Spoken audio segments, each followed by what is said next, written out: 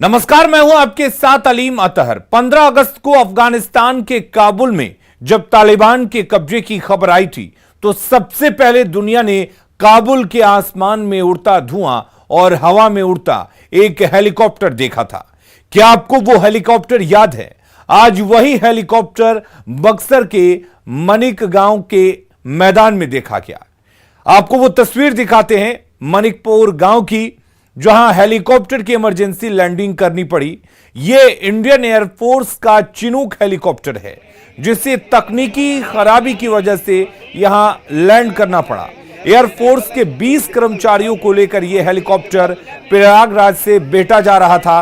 उसी दौरान तकनीकी खराबी आने से इसे मानिकपुर गांव में उतारना पड़ा। आपको बता दें कि चिनूक हेलीकॉप्टर बेहद खास होता है, जिसका इस्तेमाल अमेरिका के साथ भारतीय वायुसेना भी करती है।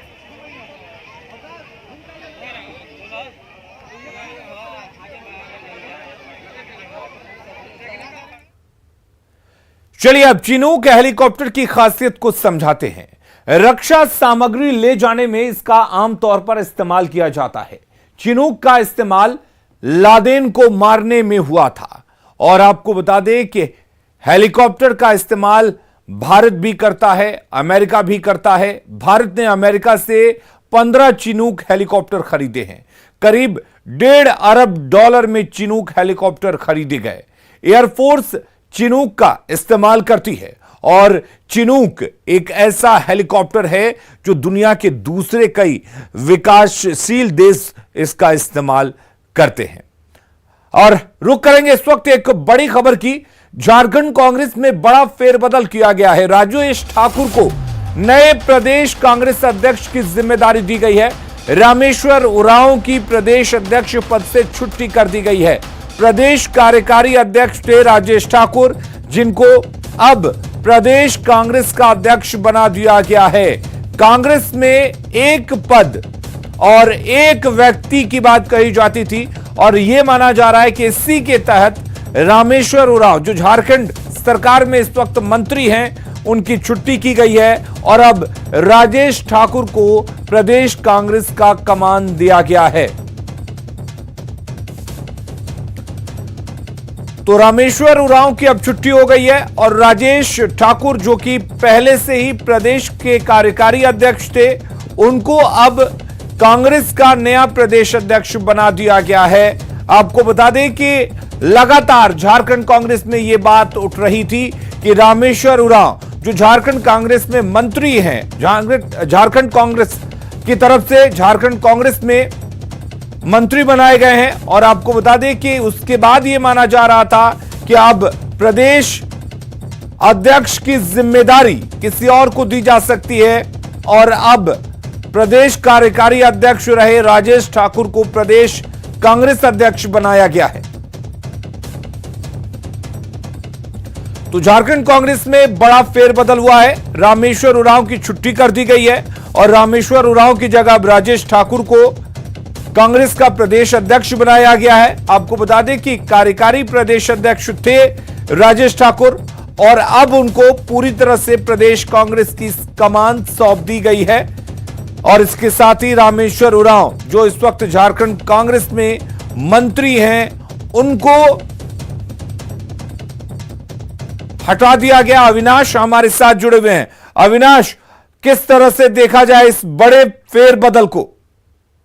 देखिए, लगातार ये कयास लगाए जा रहे थे और अगर आप देखें, रामेश्वर उरांव पिछले 2 दिनों से दिल्ली में थे, आज ही वो सुबह लौटे हैं और ये पहले से इस तरह की संभावना बनी हुई थी कि जो कार्यकारी अध्यक्ष हैं राजेश ठाकुर, उनको मौका मिल सकता है।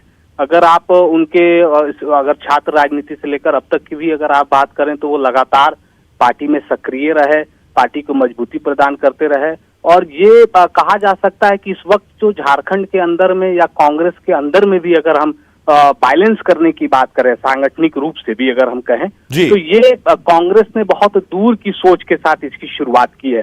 इस वक्त आप देखें, राज्य में किसी तरह का कोई चुनाव नहीं होना है, चुनाव कोई नजदीक भी नहीं है, ना लोकसभा की चुनाव की बात करें या विधानसभा की चुनाव की बात करें, तो इस वक्त सिर्फ और सिर्फ अगर वैसे व्यक्ति को आगे करके कांग्रेस संगठन को मजबूत करना चाहती थी जो पूर्ण रूप से संगठन के लिए समय देता हो, संगठन को समझता हो और संगठन को जिस जगह पर संगठन झारखंड में इस वक्त है यहाँ से वो आगे लेकर बढ़ सके। तो ये कहा जा सकता है कि एक रणनीति के तहत भविष्य की राजनीति को ध्यान में रखते हुए ये निर्णय लिया गया है।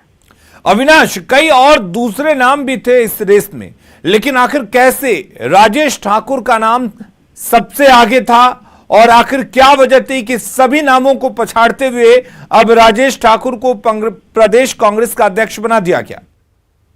आपने सही कहा। और अगर आप देखें शुरुआती दौर में जो नाम सामने आ रहे थे और लगातार मीडिया में जिसकी चर्चा हो रही थी, आप दीपिका पांडे सिंह की बात करें, उन्हें दूसरी जगह मौका दिया गया। अगर हम कांग्रेस में वापसी करने वाले डॉक्टर अजय की बात करें, उन्हें दूसरी जगह का प्रभारी बनाया गया। अगर दूसरे दल से जो पार्टी के सदस्यता लेने वाले बंधु तिर्की की अगर हम बात करें, जिसके नाम की भी चर्चा हो रही थी बहुत लंबे समय से जी, तो ये कहा जा रहा था कि वो एक आदिवासी कार्ड हो सकता है। या अगर हम गीता कोड़ा की बात करें महिला चेहरे के रूप में, उनके नाम की भी चर्चा हो रही थी। दो और नाम थे जो सुखदेव भगत और प्रदीप बलमुची की बात करें, जो कई बार समय समय पर उनके नाम सामने आते रहे, लेकिन वो अब तक पार्टी के अंदर नहीं आ सके हैं, उनकी वापसी नहीं हो पाई है। तो ये कुछ ऐसे नाम थे जिसके बीच चर्चा हो रही थी और ये कहा भी जा रहा था कि जो भी निर्णय बिल्कुल, और उन तमाम नामों को पछाड़ते हुए राजेश ठाकुर को अब प्रदेश कांग्रेस की कमान दी गई है। अगली खबर का रुख करते हैं। कोरोना के चलते कई तरह की पाबंदियां झेल रहे बिहार वालों से कल बड़ी राहत मिलने वाली है। सरकार ने अनलॉक 6 का ऐलान कर दिया है, जिसके तहत अब सभी दुकानें, शॉपिंग मॉल्स, पार्क और धार्मिक स्थलों को खोलने की भी इजाजत दे दी गई है। 50% क्षमता के साथ अब सिनेमा हॉल, क्लब और रेस्टोरेंट भी खुल सकेंगे और अब कार्यक्रमों और समारोह का आयोजन भी किया जा सकेगा।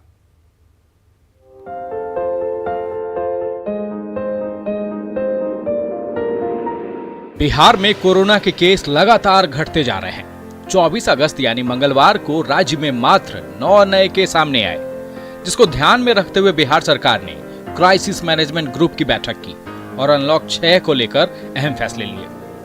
जिला प्रशासन की अनुमति से सभी प्रकार के सामाजिक, राजनीतिक, मनोरंजन, खेलकूद, सांस्कृतिक और धार्मिक आयोजन जरूरी सावधानियों के साथ आयोजित किए जा सकेंगे। साथ ही सभी विश्वविद्यालयों, कॉलेज, तकनीकी शिक्षण संस्थानों और विद्यालयों के साथ कोचिंग संस्थानों को भी सामान्य रूप से खोलने का फैसला किया गया है। राज्य के विश्वविद्यालयों, कॉलेजों, विद्यालयों की ओर से परीक्षाओं का भी आयोजन किया जा सकेगा। वहीं 50% की क्षमता के साथ cinema hall, club, gym, swimming pool, restaurant और खाने पीने की दुकानों को भी खोला जा सकेगा। मार्केट अब पूरी तरीके से खुला करेंगे और इसमें अब कोई भी रोक टोक नहीं होगा। शॉपिंग मॉल हो या फिर पार्क हो, उद्यान हो। इसके अलावा जो विश्वविद्यालय थे, स्कूल और कॉलेज, उन्हें भी खोलने की इजाज़त दे दी गई है। साथ में जो कोचिंग संस्थान है उन्हें भी सामान्य रूप से खोला जा सकेगा। सिनेमा हॉल हो या क्लब हो या जिम हो, तमाम जो बंधन पहले लगाए हुए थे, तमाम चीज़ों में छूट देते हुए उन्हें खोलने की इजाज़त दे दी गई है। लेकिन सबसे महत्वपूर्ण है धार्मिक स्थल को खोलने का फैसला, क्योंकि पंचायत चुनाव के बाद ये उम्मीद जाहिर की जा रही थी कि अनलॉक 6 में सरकार कई बड़े फैसले ले सकती है, जिसमें धार्मिक स्थल को भी खोलने की इजाज़त दी जा सकती है। तो आखिरकार सरकार ने फैसला कर लिया कि धार्मिक स्थल के साथ साथ तमाम जो पहले बंधन लगाए गए थे अनलॉक 5 में, वो बंधन भी पूरी तरीके से खत्म कर दिया गया है। हालांकि तीसरे लहर की संभावना को देखते हुए सभी बिहार वासियों को कोविड अनुकूल व्यवहार करना और सावधानी बरतना जरूरी है, क्योंकि वैज्ञानिक तीसरी लहर की आशंका जाहिर कर चुके हैं। संभावना जताई जा रही है कि सितंबर में मामले बढ़ने लगेंगे और अक्टूबर में तीसरी लहर की तीव्रता चरम पर होगी। ऐसे में जरा सी असावधानी भारी पड़ सकती है। न्यूज़ 18 के लिए पटना से आनंद अमृतराज की रिपोर्ट। और चलिए अब ये समझते हैं कि आखिर अनलॉक 6 में इतनी छूट किस आधार पर दी गई है।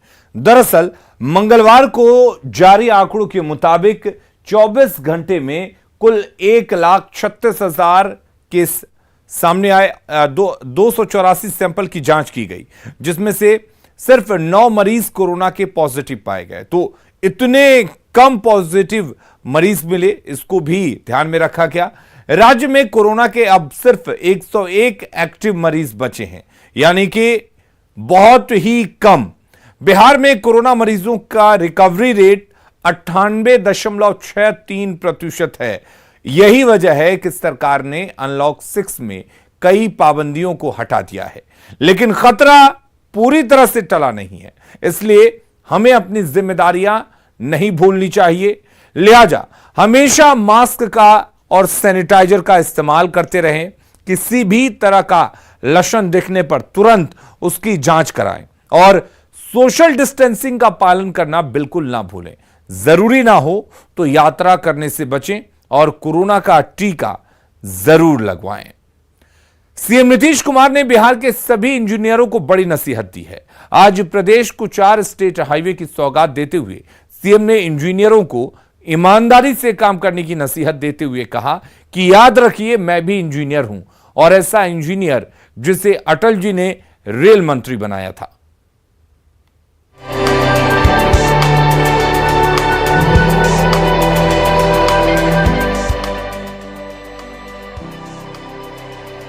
वही पढ़ाई पढ़े हैं, तो हम इसीलिए आप सब लोगों से यही आग्रह करेंगे कि भाई अभियंता हैं तो सही मायने में पूरे तौर पर ऐसा काम करिए कि आप ही का नाम हो। बिहार के मुख्यमंत्री नीतीश कुमार ने बुधवार को पथ निर्माण विभाग के इंजीनियरों को बड़ी नसीहत दी। हंसते हंसते सीएम ने बड़ी बात कह दी। कहा, भूलिए मत, हम भी वही पढ़ाई पढ़े हैं जो आप लोग पढ़े हैं, इसलिए कुछ अच्छा करके जाइए, इससे आपका ही नाम होगा। हम केंद्र में अटल जी ने हमको बनाया था रेलवे का काम, तो इंजीनियरिंग का सबसे बड़ा डिपार्टमेंट तो वही है ना। अब हम तो यही कहेंगे आप सबसे, अमृतलाल मीना जी से, जब अमृतलाल मीना जी तब बहुत दिन आप काम किए हैं, अब आप जाने वाले, लेकिन कुछ करके जाइए, हम यही कहेंगे। सीएम ने यह नसीहत बिहार वासियों को 4 स्टेट हाईवे का तोहफा देते समय कही। मौका था करोड़ों की लागत से बने 4 स्टेट हाईवे के लोकार्पण का। मुख्यमंत्री ने बुधवार को वर्चुअली 4 स्टेट हाईवे का लोकार्पण किया, जिसमें राज्य उच्च पथ संख्या 84 घोघा पंजवाड़ा पथ है, जिसकी लंबाई 41.41 किलोमीटर है, जो 332 करोड़ रुपए की लागत से बना है। दूसरा राज्य उच्च पथ संख्या 85 अकबर नगर अमरपुर पथ है, जिसकी लंबाई 29.35 किलोमीटर है, जिसके निर्माण पे 221 करोड़ रुपए की लागत आई है। राज्य उच्च पथ संख्या 102 बिहिया बिहटा पथ 55 किलोमीटर लंबा है, जिस पर 505 करोड़ रुपए खर्च किए गए हैं। चौथी सड़क राज्य उच्च पथ संख्या 91 है। 4.55 किलोमीटर लंबी बीरपुर उदा किशुनगंज पथ के निर्माण पर 64.60 करोड़ रुपया खर्च हुआ है। अब तो और हम लोगों ने कर दिया है, जो 7 निश्चय 2 का शुरू किया है, सुलभ संपर्कता के अंतर्गत कि सब चीज जो जितने शहरी क्षेत्र हैं उसके बाईपास का निर्माण कराया जाएगा, या जहां पर बाईपास के लिए जमीन नहीं मिलेगी तो फ्लाईओवर का निर्माण किया जाएगा। ये सब तय किया और मुझे खुशी है कि ये पथ निर्माण विभाग ने इसको देख करके 120 चिन्हित स्थानों को चिन्हित कर लिया। हाईवे के उद्घाटन के समय सीएम नीतीश ने हंसते हुए ही सही इंजीनियरों को बड़ी नसीहत दे डाली। हालांकि ये भी कहा कि पहले से सड़कों की स्थिति बेहतर हुई है, जिसकी तारीफ बाहर के लोग भी कर रहे हैं। Bureau report, news 18।